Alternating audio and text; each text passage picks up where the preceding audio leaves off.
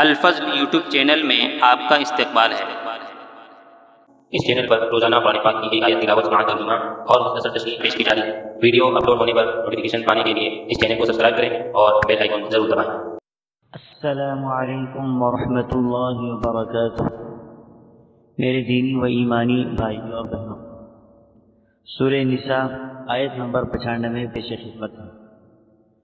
اعوذ باللہ من الشیطان الرجیم۔ لا يستوي القاعدون من المؤمنين غير أولي الضرر والمجاهدون في سبيل الله بأموالهم وأنفسهم فضل الله المجاهدين بأموالهم وأنفسهم على القاعدين درجة وكلا وعد الله الحسنى وفضل الله المجاهدين على القاعدين أجرا عظيما۔ اپنی جانوں اور مالوں سے اللہ کی راہ میں قتال کرنے والے مومن اور بغیر عذر کے بیٹھ رہنے والے مومن برابر نہیں۔ اپنے مالوں اور اپنی جانوں سے قتال کرنے والوں کو بیٹھ رہنے والوں پر اللہ تعالیٰ نے درجوں میں بہت فضیلت دے رکھی ہے، اور یوں تو اللہ تعالیٰ نے ہر ایک کو خوبی اور اچھائی کا وعدہ دیا ہے، لیکن مجاہدین کو بیٹھ رہنے والوں پر بہت بڑے اجر کی فضیلت دے رکھی ہے۔ حضرات، اس آیت میں قتال کے چند احکامات بیان کیے جا رہے ہیں۔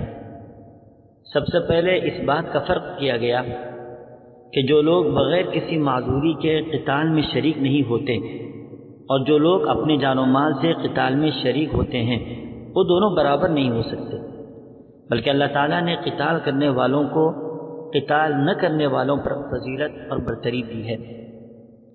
حضرات، جب اس آیت کا ابتدائی حصہ نازل ہوا تو ایک روایت کے مطابق ایک نابینا صحابی حضرت عبداللہ ابن ام مکتوم رضی اللہ تعالی عنہ حضور صلی اللہ تعالی علیہ وسلم کی خدمت میں آ کر عرض کیا کہ ہم تو معذور ہیں، جس کی وجہ سے ہم قتال میں حصہ لینے سے محروم ہیں۔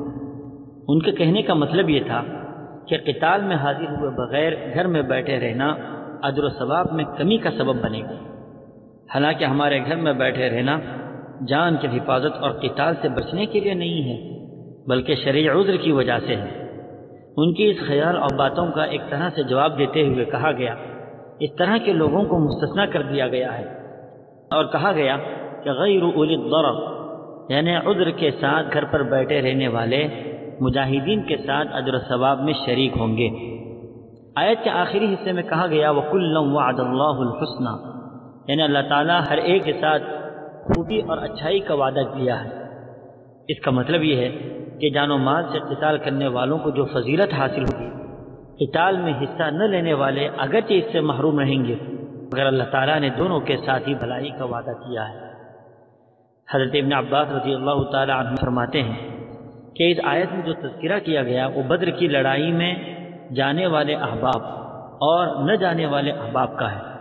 اسی موقع پر حضرت عبداللہ ابن ام مکتوم رضی اللہ تعالی عنہ نبی کریم صلی اللہ تعالی علیہ وسلم کی خدمت میں آ کر مذکورہ باتیں ارشاد فرمائی تھی۔